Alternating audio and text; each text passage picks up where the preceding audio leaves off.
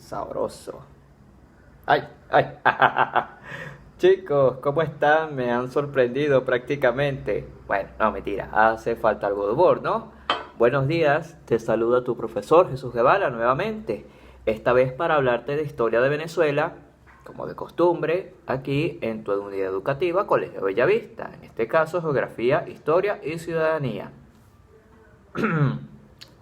Pero ahora de qué vamos a hablar, y va a ser historia en 5 minutos, y no es un aviso comercial, es que la historia de Venezuela en este caso vamos a procurar enseñarla un poco más rápido, un poco más sencillo inclusive, por cuestiones de, ya sabemos, el internet no colabora mucho y videos de 20 minutos, 10 minutos inclusive son un poquito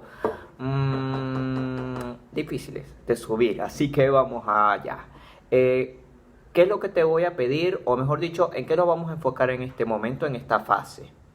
Fíjate, vamos a hablar corto y sencillo sobre un periodo de la historia venezolana quizás un poco olvidado, un poco oculto, que es el periodo que sigue a la Guerra Federal. Es el periodo de la inmediata postguerra federal, es decir, el periodo de la historia de Venezuela, de la historia contemporánea de Venezuela, que va desde el año 1863, cuando finaliza, 1863, 1864, cuando finaliza la Guerra Federal y el país se termina transformando en una república federal, y 1901, que es cuando se aprueba la Constitución de ese año. Y que tiene raro que se apruebe una constitución en Venezuela. Ustedes me dirán, Venezuela tiene 26 constituciones, es decir, qué sorpresa, ¿no? En realidad estamos viendo, o se supone que el periodo entre finales de la Guerra Federal y principios de lo que se denominaría el régimen de Guzmán Blanco, es este periodo de la historia de Venezuela en el cual el país, después de la locura de la Guerra Federal, después del enfrentamiento entre liberales y conservadores, resulta que los liberales ganan la guerra, son el partido prácticamente dominante, único. Los conservadores quedan reducidos así, a la nada.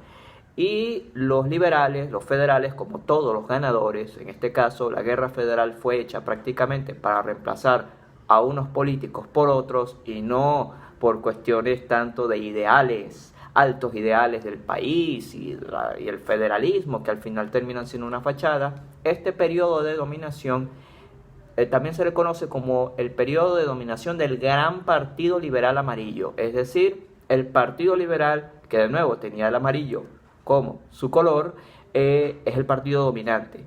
¿Qué quiere decir esto? El partido dominante es aquel partido que copa, que llena todas las instituciones del Estado. Todos los presidentes, prácticamente todos los congresistas, todos los jueces son nombrados por este partido, y en este periodo es que se produce ya no una alternancia entre dos partidos, sino una alternancia entre distintos caudillos. El caudillismo todavía sigue de la primera etapa, pero ya no entre dos partidos, sino entre uno, entre el mismo Partido Liberal. Y en este desbarajuste, en este periodo muy confuso de la historia de Venezuela, surge una figura, que es la del general Antonio Guzmán Blanco, que es nuestro primer gran dictador progresista. ¿Dictador por qué? Porque como José Tadeo Monagas, Guzmán Blanco gobernaba matando gente, irrespetando la Constitución, etcétera, etcétera, pero tuvo el acierto, vamos a decirlo de esa manera, de crear ciertas obras públicas, sobre todo en Caracas, el Teatro Municipal, acueductos, puentes, el Palacio Federal Legislativo, donde hoy se asienta la Asamblea Nacional, antes Congreso de la República, obra de Guzmán Blanco.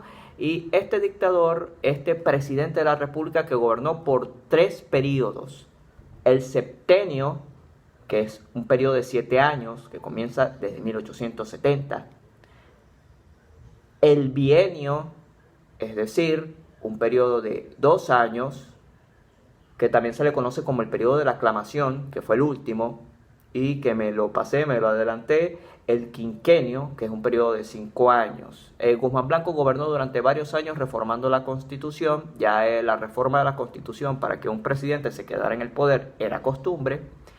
y si no gobernaba Guzmán Blanco, gobernaban algunos de sus allegados, algunos de sus amigos más, amigos en sentido político, ¿vale? Es decir, compadres, gente que en este momento le interesaba apoyar a Guzmán Blanco porque eso significaba llegar al poder, llegar a Caracas. Y también se produce el fenómeno de las guerras federales o guerras civiles venezolanas. Observa que estoy pronunciando con S, porque es plural, porque son varias. En este periodo es muy frecuente que como las elecciones son de un solo partido y como gobiernan dictadores, las normas no se siguen, las normas electorales de la Constitución Federal no se sigan. Por lo tanto, la manera más habitual de llegar al poder era mediante un alzamiento, lo que en ese momento se llamaba una revolución.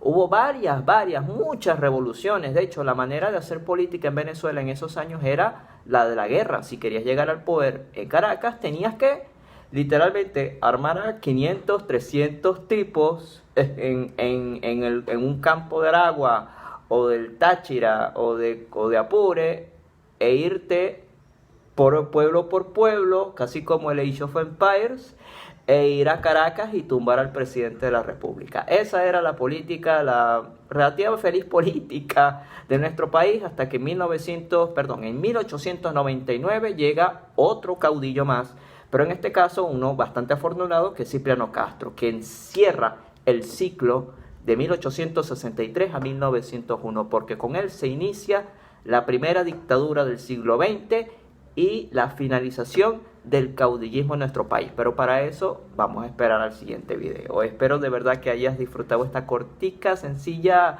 más que explicación, anécdota, historia relatada de la última parte del siglo XIX venezolano.